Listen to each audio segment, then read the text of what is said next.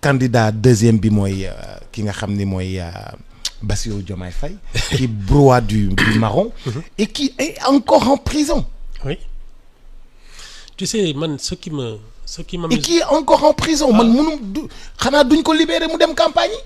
Aucune idée vraiment ça c'est le droit mais ce qui me xam nga bi fii délégation boobu demoon fekk Ousmane Sonko à Ziguinchor. Oui, la délégation. Les vautours. waaw nga ne ma ñii ay vautours lañu. dañuy xaar Ousmane Sonko dee. ñu lekk. Ce sont les mêmes que tu retrouves autour de Bassirou Diomaye Faye. Tu as pas remarqué ça. Habib Sy naan moom ouvrier bu ndaw la mais que architecte bi ñoom Ousmane Sonko la yooyu moom dafay toj rek parce que xam na système bi mais architecte lui il a été ministre. Il date de la période de Wade. mu jël boppam def ko ouvrier naan ñoom Ousmane Sonko ñoom architecte qui n'ont jamais même été directeur de quelque chose ay waay triant baaxul. nga ne lan baaxul triant. li escroquerie politique mënul àgg li naa leen man ouvrier bu ndaw laa yéen architecte yi non c'est affreux. Lui il a été ministre. Oui mais attends bi muy politique est-ce que ñoom kii judd nañ sax. Il peut faire partie des premiers militants de Wade daf ca yàgg moom il ressemble même à Wade ni muy waxee ak ni muy kii ndax yàgg ak moom muy musantu naan moom daal c'est un petit ouvrier moom day ñëw pour toj système bi rek parce que xam na ko mais architecte yi ñoom Ousmane Sonko la. moom nee na il fait plus partie du système sax d'ailleurs. waaw oups.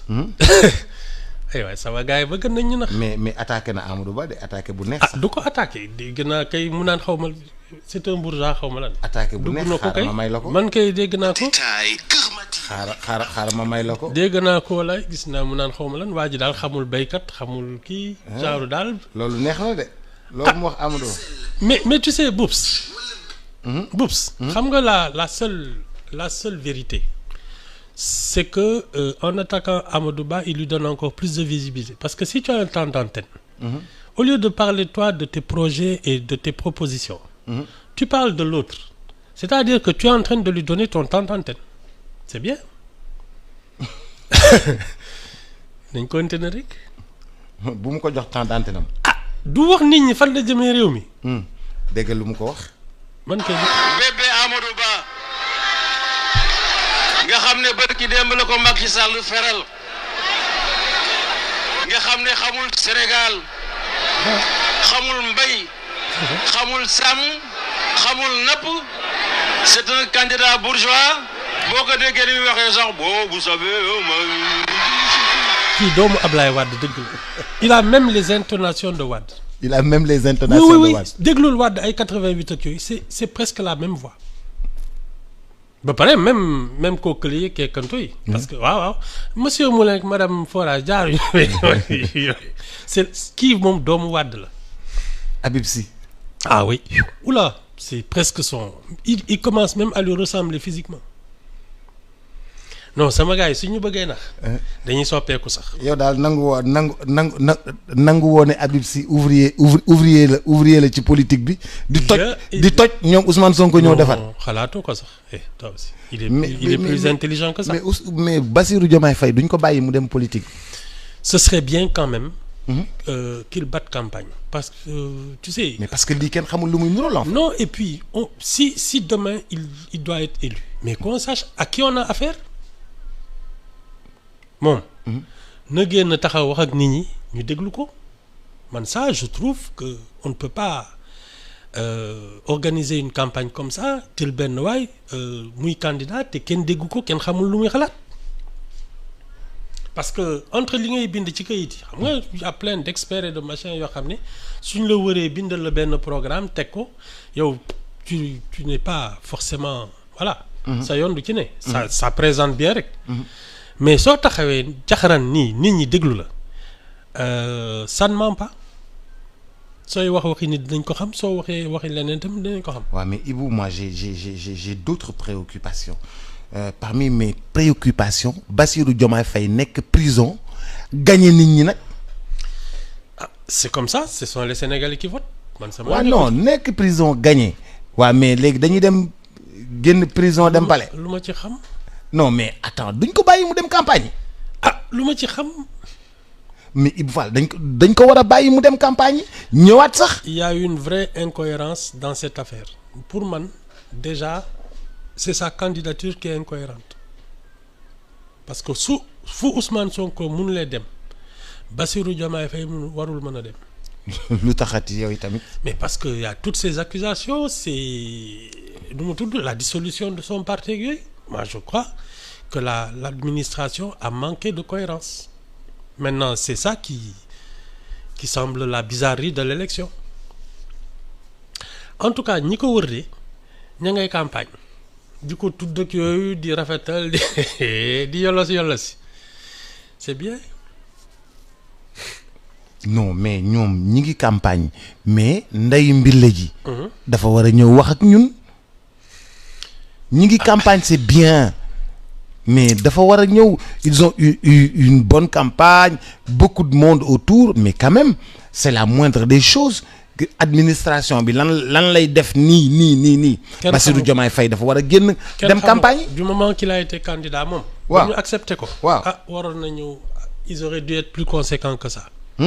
C'est soit il n'est pas digne d'être candidat soit il l'est. Il y a pas de demi-mesure lii moom du yàpp du jën. On ne sait pas c'est incohérent. mais lii kat kenn xamul lu mu doon. man mii de laaj nga mott génn moom. mais parce que lu kenn mësut a gis de c'est une situation inédite. non tant mais yow Boups li fi xew temps yi yëpp c'est inédit ay reporter ay élections ki dugg fii génn fële attends nous sommes comme entrés dans une zone d'incertitude et de non-droit parce que même les histoires du PDS là qui veut faire arrêter les élections jeexagul di ña nga ca de. non élection yi moom day dem moom bàyyi leen affaire ñoo xam de. non loolu moom bu ko fi. Cour suprême la ñuy déglu ay élection. Cour suprême de la ñuy déglu. Cour suprême dafa sañ loolu. bàyyi leen ni ngeen def yéen. man daal saa bu leen ñu indil benn problème ñun xamul lu ñu bëgg yëf yi jàll. ñun ñu liggéey ñun dañuy liggéey. tout ça c'est non nous sommes des travailleurs. Nous sommes pas dans le public nous sommes dans le privé. Nous avons besoin de stabilité. Les banques ont besoin de stabilité pour travailler dans ce pays-là. Les gens ne nous laissent pas travailler. Oui. L'élection aurait dû se tenir depuis le 25 février. À partir de là, on est dans toutes les incertitudes. loolu mooy dëgg. mais Ibou. xam nga dëkk bi. dañoo war a toll ci liggéey. liggéey. parce que nous sommes en retard sur tout. suñu tolloo ci loolu war a liggéey. ñu nekk pendant 5 ans nii ñu nekk di politique di xeexoo di taal di dóor di rey ba ñu toll ci fii yëf yi toll. fii ñu toll nii.